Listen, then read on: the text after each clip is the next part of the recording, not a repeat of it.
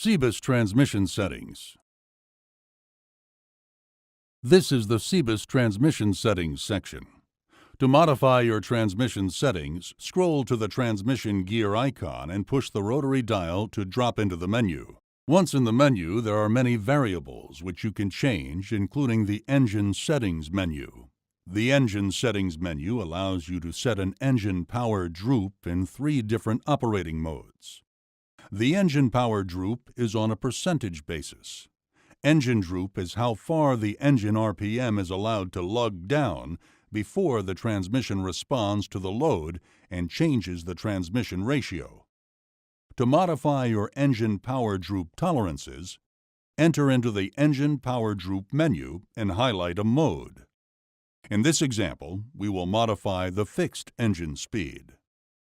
The fixed engine speed mode is utilized when you are using constant engine speed control and are trying to maintain a fixed engine speed. You can go in and change the position or percentage of droop up to 10%. In this case, when you are in constant engine speed control, the engine will be allowed to come down 7% of the starting RPM before the transmission starts to change ratio. In the automotive mode and PTO shaft mode, you can set up your power drop to as high as 30%. The PTO shaft mode should be used when you want a fixed engine speed in order to maintain a 1000 PTO RPM. You would typically set the PTO shaft mode at a very low setting if you need to maintain 1000 RPM. If you are using an application where the PTO shaft speed can vary, then you can allow it to go higher. In automotive mode, the tractor operates much like a car, and you use the foot accelerator to drive. The power drop in automotive mode actually allows the engine to rev higher when a lower droop percentage is set, and tries to maintain the most efficient operation. To exit this menu, simply push the Escape button and you'll return to the upper menu. From here, use the left-hand rotary dial to scroll over to the fixed engine speed settings. There are 3 active memory positions in the fixed engine speed section. To enter, push the left-hand rotary dial. Once in the submenu, you will see 3 speed control memory slots. Note that each engine speed currently set also displays its respective PTO output speed to the right. To change these values, scroll over into the value setting and hit the rotary dial. We currently are looking at active control number 1. Turning the rotary dial either left or right will allow you to scroll to the desired RPM. You can change what active memory position you are in by selecting either 1, 2, or 3 in the active memory position submenu. Once you have selected a memory or engine speed level, hit Escape. You can see that active memory position 3 is set at 1800 RPM. We can now change that value setting and move it down to 1730, which is where 1000 RPM PTO occurs.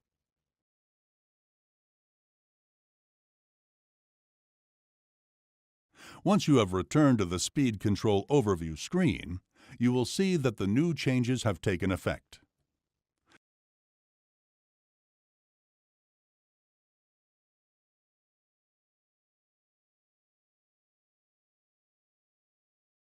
The Ground Speed Control menu allows you to set your cruise controls and maximum speeds. For cruise control, you can preset 2 forward and 2 rearward speeds. You can also set a maximum speed for cruise range 1. Let's take a look at modifying your forward and reverse cruise control speeds. In both the forward and reverse tab, you have the ability to store and modify 2 cruising ranges. To modify cruising range 1 in reverse, scroll to the backward tab and press the rotary dial. Scroll to cruising range 1 and press the dial again. You'll notice that if you turn the dial rapidly, your speed will jump in multiples of 0.1 and 0.5, depending on the rotation speed. If you turn the dial more slowly, you will see speed goes up in multiples of 0.03 to 0.04. Press the dial to select and your new cruise range settings are saved. The maximum speed for cruise range 1 can be used to modify the sensitivity of the foot accelerator pedal. For instance, if you are in an application where you want a small change in ground speed, but you want to move the pedal more to make it more accurate and controllable, you would set your cruise maximum speed range downward. To do this, we will highlight and select Cruising Range 1 and scroll our top speed down to 7 miles per hour. By changing our maximum cruise range, we have taken 30% of the sensitivity out of the foot pedal.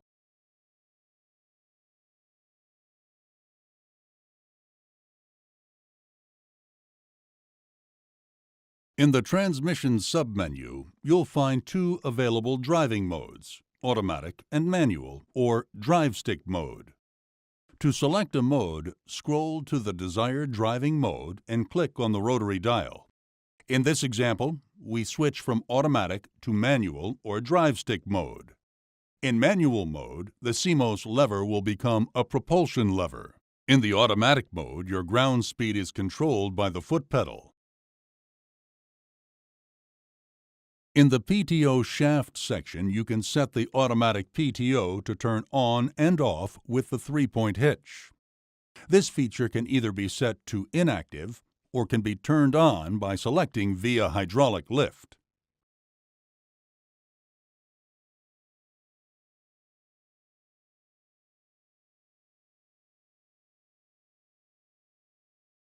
The switching delay menu allows you to set a point for the hitch to reach that will turn the PTO on automatically. You can set the same point with the release delay to then turn off the PTO automatically. In many cases, you want it to engage the PTO before the implement goes into the ground, like in the case of a rotary harrow. That way, the PTO is turned on and the implement is moving so you don't bend the tines. This input delay or release delay is the percentage of the 3-point hitch hydraulic movement before or after the PTO is actually turned on. To modify these settings, highlight the input delay and turn the rotary dial either up or down to your desired delay and deselect. The same process can be used to modify the release delay, which will turn off your implement when the 3-point hitch has been raised to a certain level. The PTO shaft speed is where you can set your engine speed control memory.